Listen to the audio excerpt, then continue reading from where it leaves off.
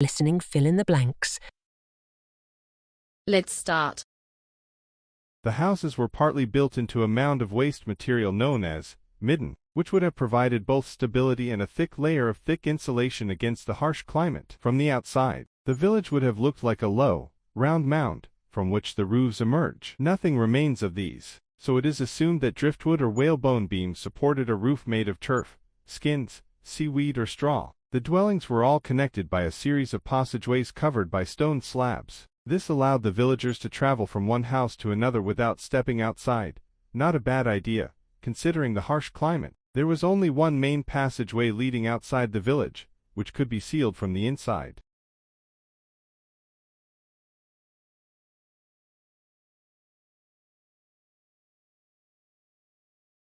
The standardized house design has led some to believe that there was no hierarchy of rank within the settlement at Skara Brae, and that all villagers were equal.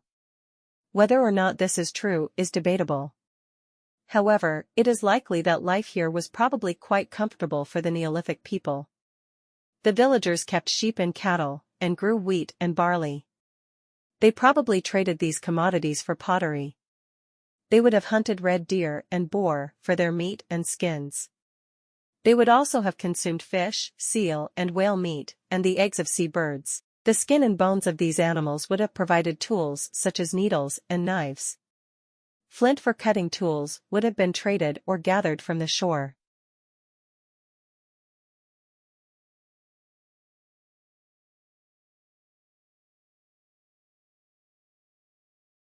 Why Skara Brae was deserted is still unknown. For some time it was thought that the people met with disaster. This theory came about when beads from a necklace were found abandoned on the floor. It was thought that the woman who dropped them was in too much of a panic to pick them up. However, it is more likely that environmental and social factors forced people to leave. Firstly, the encroachment of sand and salt water would have made farming increasingly difficult. Second, there may have been changes in Neolithic society. Construction of large henge monuments in other parts of the island suggests that an elite ruling body, with the power to control other people, was emerging. Tight-knit communities like the one at Skara Brae were being replaced by larger, organized civilizations.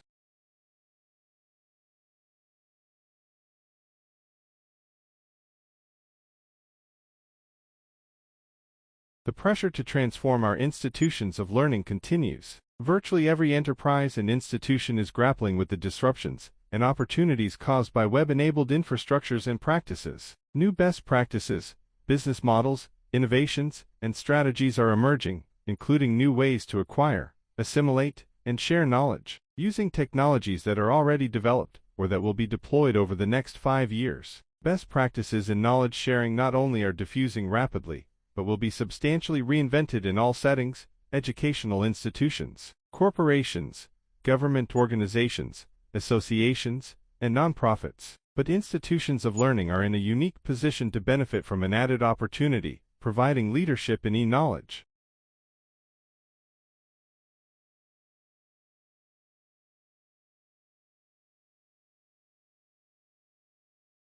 Transactable e-knowledge and knowledge networking will become the lifeblood of knowledge sharing. They will create a vibrant market for e-knowledge commerce and will stimulate dramatic changes in the knowledge ecologies of enterprises of all kinds. They will support a knowledge economy based on creating, distributing, and adding value to knowledge, the very activities in which colleges and universities are engaged. Yet few colleges and universities have taken sufficient account of the need to use their knowledge assets to achieve strategic differentiation.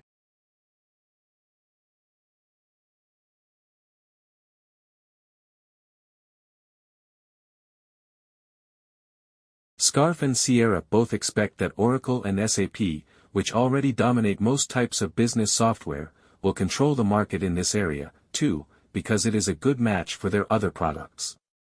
These giants also have the resources to buy the best technology. In June, SAP purchased Green Standards, a startup. Oracle is thought to be planning a similar purchase soon. But they have other rivals. LMG has been buying companies selling environmental software. Some expect great things from X8, a startup founded by Jana Novik, who pioneered EAS software.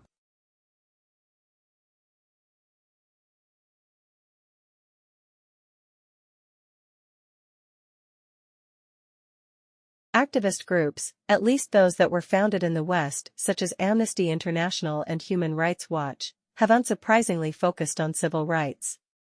By exposing the plight of torture victims and political prisoners, they have managed to put pressure on unjust regimes, and, with their not inconsiderable clout, have occasionally managed to shame leaders into improving conditions.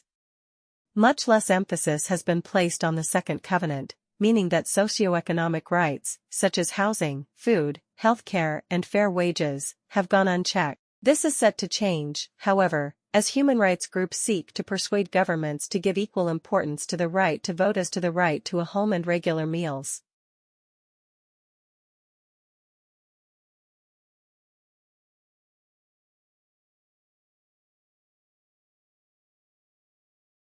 When you raise fingers to play notes, they should be raised approximately the thickness of a finger to be safe. If you were to pass a finger under that raised finger, the passing finger should brush both the chanter and the raised finger. A little higher is fine. You want the finger high enough that the note will sound clearly, but not have fly-away finger syndrome. You need to keep control. Also, a raised finger should stay above its hole so it's ready to come straight down to close the hole, not having to move forward, backward or side to side, to meet the hole.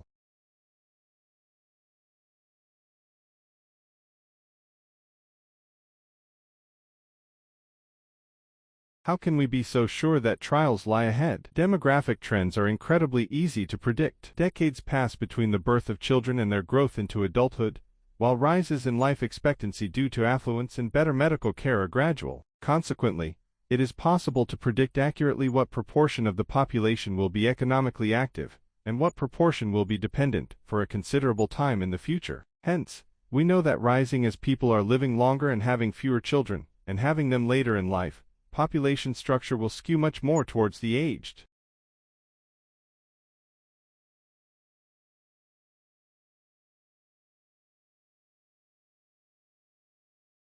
Like, share, subscribe the channel, and press the bell icon for further updates.